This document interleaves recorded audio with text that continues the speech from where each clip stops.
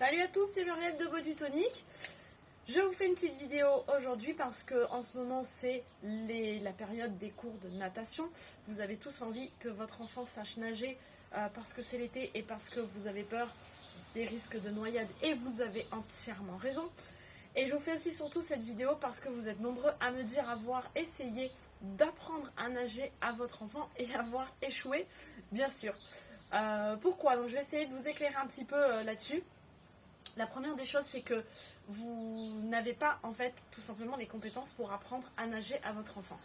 Souvent, les parents pensent qu'apprendre à nager, c'est montrer les mouvements. Donc, on montre les mouvements de brasse, qui pour vous, en tant qu'adulte, sont très simples à réaliser. Mais pour un enfant, surtout un enfant de moins de 7 ans, c'est assez compliqué. Donc, vous commencez déjà par ce qui est la fin de l'apprentissage, c'est-à-dire les mouvements. Donc déjà, vous y prenez pas comme il faut parce qu'avant les mouvements, il y a énormément de choses à apprendre, à savoir la respiration, l'immersion. Ça, c'est la première des choses. L'immersion, la respiration qui va tout de suite avec, la propulsion et la flottaison. Ça, ce sont les bases. Les bases que l'on peut même apprendre avant 6 ans, avant même d'avoir assez de coordination pour faire les mouvements. Donc avant 6 ans, on peut apprendre tout ça, d'accord, sans savoir réellement nager, mais au moins avoir des bases pour que l'apprentissage soit beaucoup plus facile par la suite et surtout ne plus avoir l'appréhension de l'eau. Ça, c'est valable aussi pour les enfants qui ont un petit peu peur de l'eau. Et aussi pour savoir se sauver, entre guillemets, donc une mauvaise chute dans la piscine.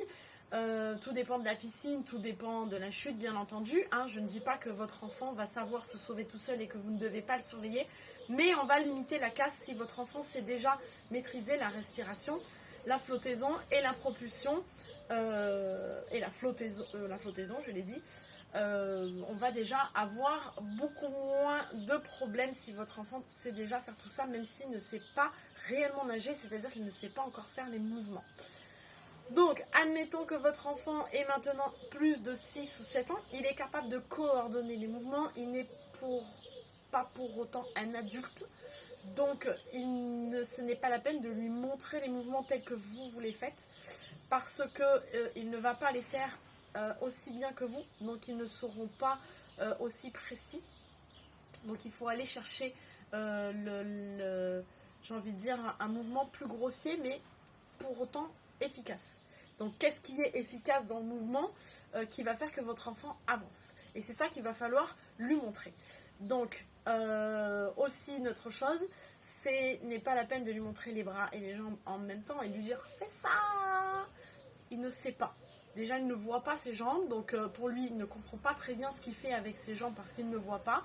Les bras passent encore, vous allez réussir à lui montrer les mouvements de bras, tant bien que mal, mais les jambes, il ne voit pas, donc c'est très compliqué pour lui. Si vous commencez par les jambes, déjà, vous avez tout faux parce que c'est le plus compliqué et c'est ce qui propulse le moins dans l'eau. On se déplace avec les bras et non pas avec les jambes.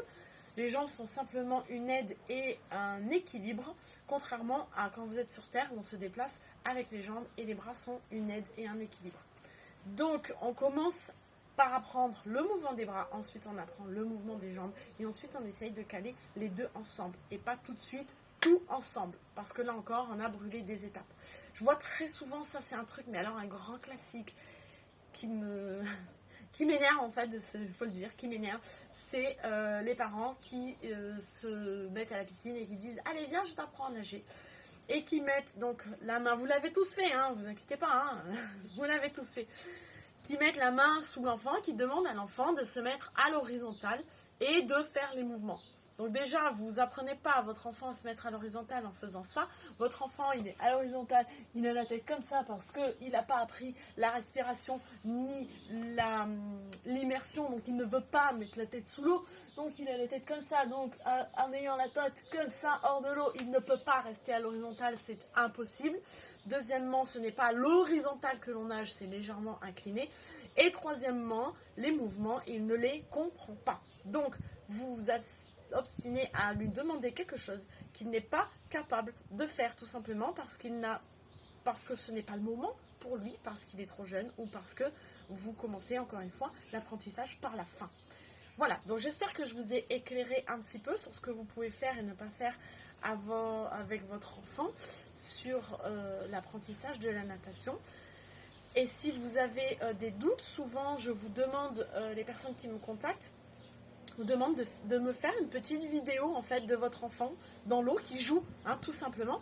De là, moi j'arrive à voir un petit peu ce que votre enfant maîtrise ou ne maîtrise pas et ce qu'il faut lui apprendre et si c'est trop tôt ou pas pour le faire.